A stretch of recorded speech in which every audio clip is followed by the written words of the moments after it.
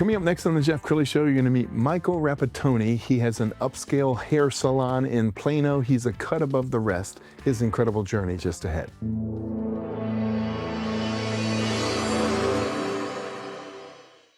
Many are predicting that the worst is yet to come, which is unfortunate, said one person here.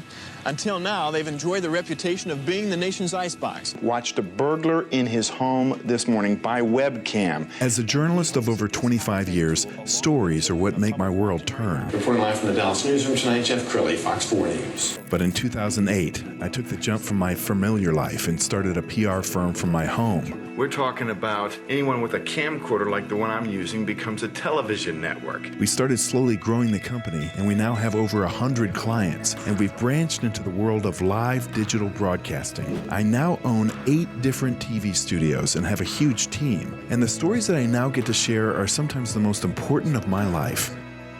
Life has a funny way of coming around full circle. This is the Jeff Crilley Show. Well, all of us have good hair days and bad hair days. A man who has never had a bad hair day is Michael Rapattoni. He owns an upscale hair salon in Plano. It's called Rapattoni's Barbershop. Michael, thanks for coming on the show. Thank you. Thanks for having me. Now, you must get compliments on your hair all the time. I mean, it is your brand. I do. It is my brand. I'd like to change it. I think it's perfect. But thank you. It is my brand. And I do change it occasionally. I do have bad hair days, actually. Really? That when you have to take a picture and send it to me next time you do. Now, if you detect a little bit of an accent, it's because Michael is originally from Philly. And we're both Rocky fans, and we're going to get into that in a minute. Okay, what caused you to leave Philly? Running from the law. Like everybody else does. I mean, you know, if I had no reason to leave, I wouldn't have left, you know.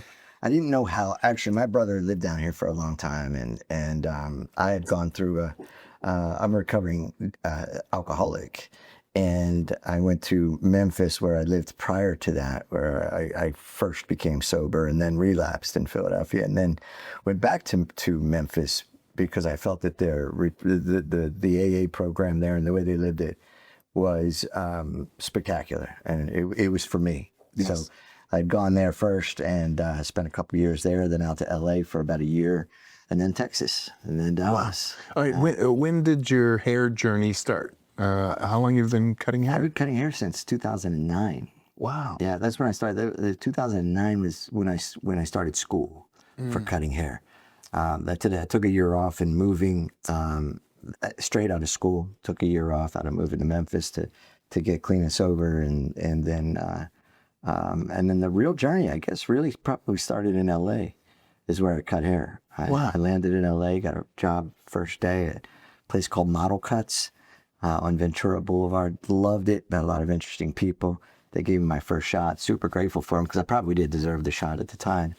And but I did learn a lot there, mainly that I needed to be behind the chair. That was the big thing. And cutting hair is more than just cutting hair. You're a therapist. I mean, you're really bonding with your clients, aren't you? Yeah, you're everything. You know, it's funny because, you know, when I do interviews, if you know, because we do have some of the highest paid barbers there are, you know, and we have the most successful. You know, my top guy is probably the most successful guy I've ever known as a barber behind the chair, and.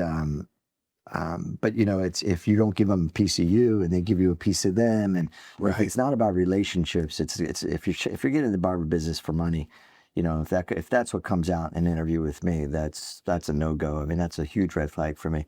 But if you're getting into it for relationships, you like these relationships, and I love them. I mean, I go from cutting a kid's hair on his first haircut to, you know, seeing him off to college to, you know, being there right before cutting his hair right before his wedding. Yeah. You know what I mean? And that's all transpired here in Texas. So. And it becomes personal. Like, I know people who have been with their hairdresser for decades. Oh, yeah.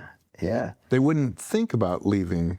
It's a relationship. You know, it's crazy. I wish I would have known you were actually going to bring that up, because I have a couple of breakup texts in my phone that were really classy. A couple of guys that just moved out of town or got too old to drive or whatever the case was. that had kind of, said, hey, you can't come back, but I loved our journey. And, so I've got guys with me that are there, 12 years, and they enjoy they enjoy not just the haircut, they enjoy the experience and the relationship and the visit. And so do I. I love the visit, and everybody is truly amazing. At the very least, in small doses. I mean, doses. it's different than any other, business relationship, I think. Like, I don't have a relationship with my plumber. I don't have a relationship with my electrician. Hopefully neither one of those guys touch you either, because we're outside of the medical field, we're the only industry that's actually allowed to touch you. That's true. So it does make for a special relationship. All right, let's go ahead and pull up your website. And as we scroll on the website, talk about do you do the old-fashioned shave? Yeah, we do it. No kidding. We do it. Yeah, we still do it. I did one the other day. They take long. With the foam and the straight razor? Yeah. I use foam, straight razor. I like to use a clear gel. So in case they're going to keep a beard, so I can still see the lines. Well, that's a lot of trust, allowing a man to put a a straight razor to your neck. I've never let anybody do it. I already know who's mad at me.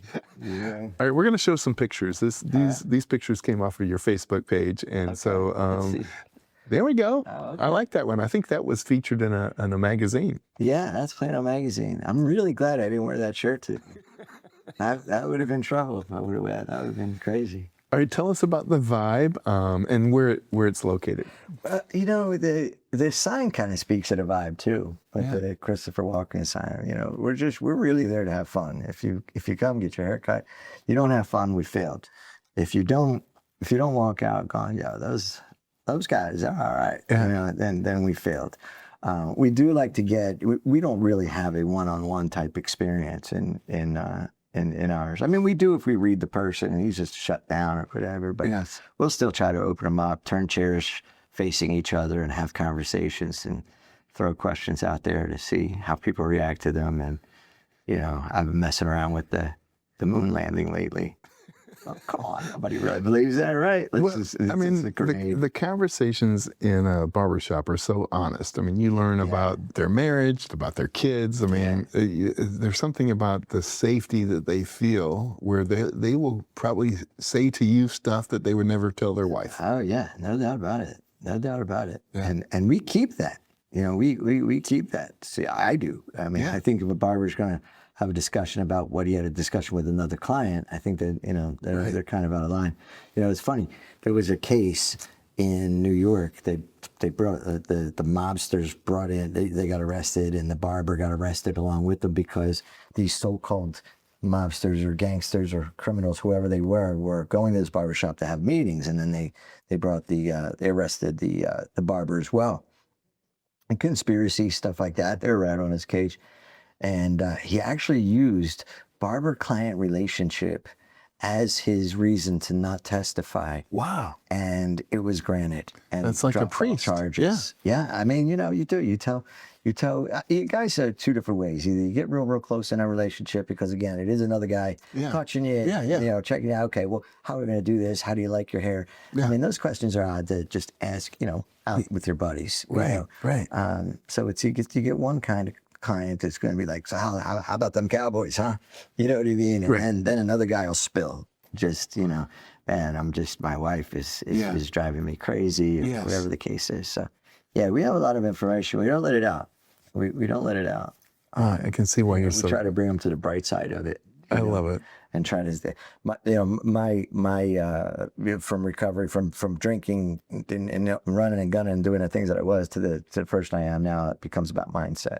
So if I see an alarming mindset in a conversation, I'll try to put my different spin on it to see if we can't get a different mindset and see if we can look at it a different way. All right, Michael, we were talking off the top of the show about Rocky. So we have a clip, and we're just going to play this. Yeah. They're not going to be able to see you in this clip, but you were in Rocky #1 and Rocky #2 as one of the kids running behind Rocky. Yeah, far behind. Like how? I Okay, was a slow asthmatic. tell us what that was like. Oh, this is the scene. Yeah. It was like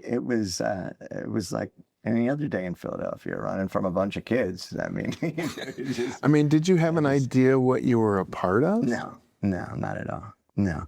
And in this scene here, that's not where I was. That's down near the that one there's down near the zoo and everything like that. But when it goes into South Philly, and that's Center City there.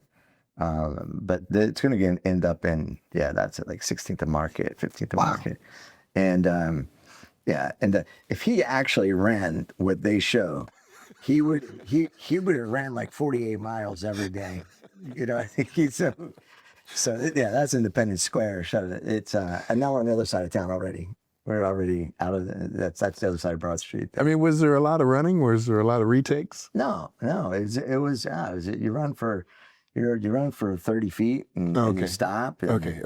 You know, but I mean, he takes off. He leaves everybody behind anyway. Even up there on museum. All right. Now I know you were just an extra. Did you get a check? No, nobody did. No, but I don't think Sylvester Stallone got a check on that one. I think he got a check and then bought his dog back to get that. All right, let's talk about your favorite Philly memories. And we were talking before the show about Philly cheesesteak. I mean, it's a great city. You know, it is. You know, I miss it often. I miss the food the most. And you know, you brought up cheesesteaks. There's this great new cheesesteak war that came to town, and you know, the originals are gone. Pat Olivieri, he's passed. Joey Vento from Gino's, he's passed on. But there's a new guy in town. It's called Skinny Joey's. I've never had it. Looks good. Sounds interesting. The difference is that they chop the meat.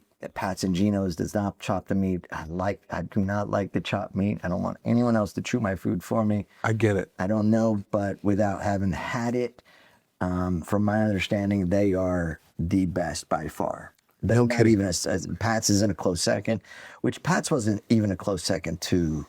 I like Phil's. Yeah. Pat's was, to me, it wasn't even. I grew up on Pat's, and it wasn't even a close second to Gino's by the time I left. And what is it about Philly? I mean, it's a blue collar town. I mean, It is. Nobody got anything for free. It was hard work. Yeah, it's hard work. I mean, you know, it's either hard work or you pick the wrong direction and do some easy stuff, and then you got to do hard time. Either way, however, it's going to be hard. You know, something's going to be hard. Your concept is working very well here in DFW. Do you think it would work in Philly? We destroy it in Philly. We kill it in Philly. Absolutely. In fact, the barbers would be easier to get because you know, again, I'm the brand and I'm trying to cut away. Yeah. But I'm the brand. But it is that South Philly kind of chatter is what we have. You know, when someone walks in the door. Yes. You know, they come out in a cowboy shirt. Like, all right, we got to charge you extra. You know, so add a beard trim to this guy. I don't have a beard. I love it. Should have grew one. All right, Michael, unfortunately, we have only 2 minutes left. And so I know nobody breaks up with their barber, but if somebody were to break up with their barber, why would they come to visit you? What would you like to say to my audience? Well, you know, I think Rapattoni's Barbershop is a much different experience than you're going to get anywhere else. We welcome you as if it's your party. That's how we train our guys. That's how we act towards our guys. This is not our party, and we're sharing it with you. You walk in, it's your party. You're the guest of honor. We're going to make sure you have a good time. We're going to tap into what makes you smile, what makes you laugh, and you know, hopefully we nail the haircut. And if you read our reviews, most of our reviews aren't even about haircuts. We're very good at hair. Wow. We're very, very good at hair. Yeah. But most of our reviews, they're not even about the haircut. They're about the playlist, which took me 1.5 years to build to make the right ones. No kidding. Oh yeah. It was real specific. All right, what's on your playlist? Oh, it's everywhere. It's you know, I could have Dean Martin, Sinatra, followed by Metallica. Yes. You know, going into you know, Bon Jovi, that would go into Dion, like the Wanderers and stuff like that. So love it. We've got 4 Ray Charleses on there. So from one song to the next is going to change the mood. We have a good time with it. I love it. I love A little it. something for everybody. All right, we're going to end with your website, which is rapattonisbarbershop.com. Or dfwbarbers.com. dfwbarbers.com. Awesome. correct. All right, Michael, thank you so much for coming on the show. You bet. for having me. That's it for Appreciate now. it. We'll see you next time.